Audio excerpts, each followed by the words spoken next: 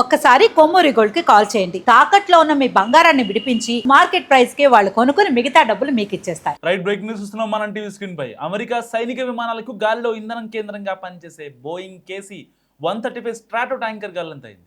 Iran సమీపంలోని Persian Gulf మీదుగా ప్రయాణిస్తున్న సమయంలో అత్యవసర పరిస్థితిని ప్రకటిస్తూ 7700 అనే ప్రమాద సంకేతాన్ని జారీ చేసిందని ఫ్లైట్ రాడార్ 24 డేటా వెల్లడించింది. ఈ అమెరికన్ విమానం యునైటెడ్ అరబ్ ఎమిరేట్స్లోని అల్ దఫ్రా ఎయిర్ బేస్ నుంచి బయలుదేరింది. ఖతార్ మీదుగా వెళ్తున్నప్పుడు దాని సంకేతాలు మొత్తం నిలిచిపోయాయి. సో ఈ విమానం మిడిల్ ఈస్ట్లో కొనసాగుతున్న సైనిక చర్యలకు మద్దతుగా పనిచేస్తోంది. ల్యాండింగ్ కోసం కిందికి దిగేందుకు ప్రారంభించడానికి ముందు విమానం గాల్లో కాసేపు రౌండ్గా వృత్తాకారంలో ప్రయాణించినట్లు ఫ్లైట్ ట్రాకింగ్ డేటా చూపిస్తోంది. అత్యవసర పరిస్థితికి ఖచ్చితమైన కారణం ఇంకా అస్పష్టంగానే ఉంది. ఈ సంఘటనకు శత్రు చర్యతో సంబంధం ఉందని అధికారికంగా ఎలాంటి నిర్ధారణ రాలేదు. సో ఇరాన్ అధికారిక ఫోర్సా వార్తా సంస్థ మాత్రం ఫ్లైట్ రాడార్ 24 నుంచి అందిన సమాచారాన్ని ప్రస్తావిస్తూ విమానం అదృశ్యమైనట్లు తెలిపింది. అమెరికా సైనిక విమానం అత్యవసర పరిస్థితిలో తమ ప్రమేయం ఉన్నట్లు కూడా ఇరాన్ ప్రకటించింది. అటు విమాన స్థితిపై అమెరికా సైన్యం కూడా ఎలాంటి ప్రకటన జారీ చేయలేదు. సో మార్చిలో పశ్చిమ ఇరాక్లో ఇరాన్ జరిపిన దాడిలో అమెరికా సైన్యం ఒక KC-135 విమానాన్ని కోల్పోయింది. సో ఇరాన్ మద్దతున్న సాయుధ వర్గాల సంస్థ ఇరాక్లోని ఇస్లామిక్ రెసిస్టెన్స్ ఈ దాడికి బాధ్యత వహించింది. తమ దేశ సార్వభౌమత్వం గగనతలాన్ని రక్షించుకోవడంలో భాగంగా తాము ఈ విమానాన్ని కూల్చివేశామని ఆ బృందం చెప్పింది.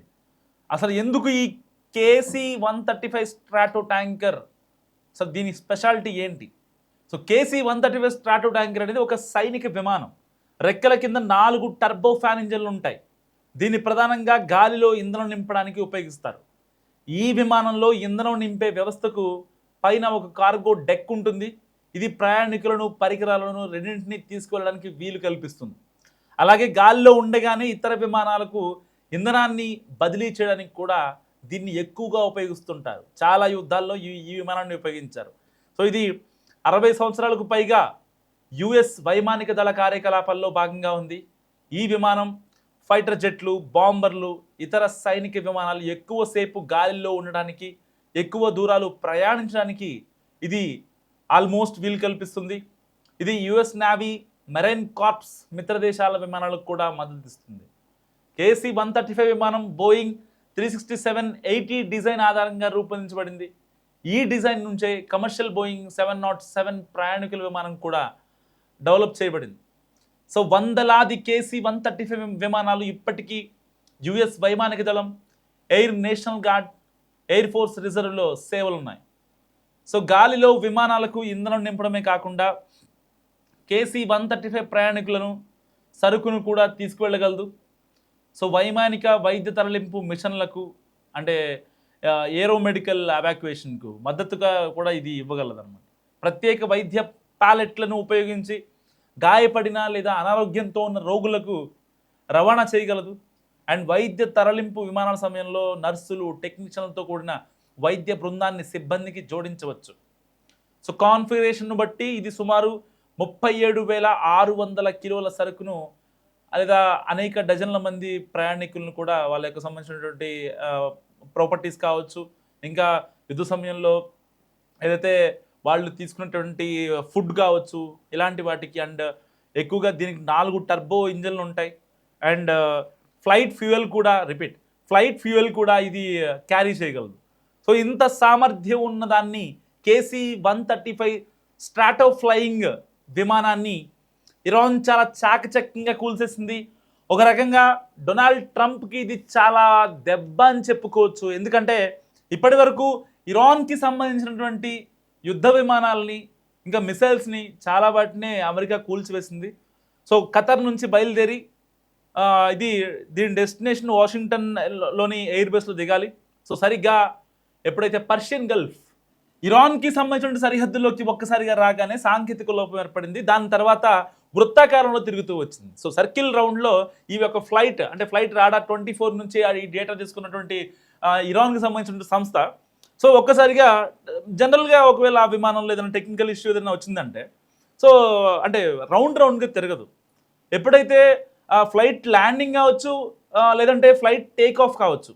సో ఈ 2 సమయాల్లోనే రన్వే క్లియర్గా లేకపోయినా, లేదు అంటే ఒకవేళ టేక్ ఆఫ్ సరిగా లేకపోయినా, లేదంటే ఆ ఇంజన్లోకి ఒక చిన్న చిన్న పక్షులు ఇలాంటివి వెళ్ళి, సో ఆ టర్బైన్స్లోకి ఆ చెదారం వెళ్ళి ఆయిల్కి బ్లాకేజ్ ఏర్పడితే, ఇలాంటి సందర్భాల్లో మాత్రమే 7700 అనే ఒక డిస్ట్రెస్ మెసేజ్ని అక్కడ ఫ్లైట్లో ఉన్నటువంటి ఆ పైలట్ ఎవరైతే ఉంటారో కింద ఉన్నటువంటి ఏటీసీకి ఒక సిగ్నల్ ఇస్తారు.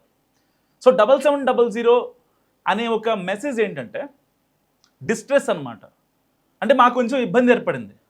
సో ఆ ఇబ్బంది ఏర్పడిందని వెంటనే ఏటీసీ నుంచి కాల్ అవుతుంది కదా, ఏం జరిగింది ఏంటని చెప్పి.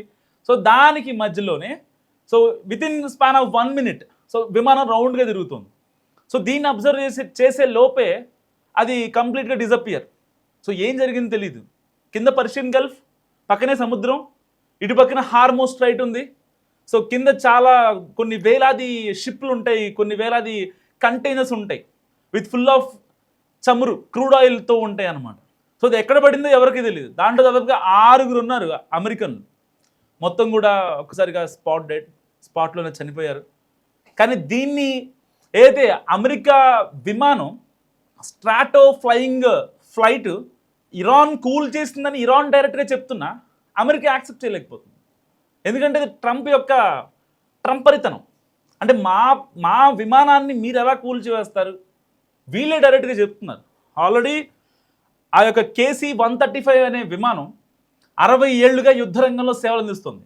ఇప్పటికే మిడిల్ ఈస్ట్లో ఒక ఉద్రిక్త పరిస్థితుల నేపథ్యంలో ఖతర్ ఎయిర్ బేస్ నుంచి కావచ్చు, ఇటు బహ్రెయిన్ ఎయిర్ బేస్ నుంచి కావచ్చు, ఇటు కువైట్ ఎయిర్ బేస్ నుంచి కావచ్చు, దుబాయ్ ఎయిర్ బేస్ నుంచి కావచ్చు, సో ఏదో డైరెక్ట్గా వాషింగ్టన్ DC నుంచి కావచ్చు, లేదంటే డల్లాస్ నుంచి కావచ్చు, ఈ యొక్క ఆర్మీ బేస్ విమానాలన్నీ కూడా డైరెక్ట్గా ఖతర్కి ఇంకా ఇలాంటి ప్లేసెస్ మొత్తానికి వస్తూ ఉంటాయి. సో ఇలాంటి నేపథ్యంలో ఒక్కసారిగా ఇరాన్ యొక్క ఫ్లైట్ని కూల్ చేసింది.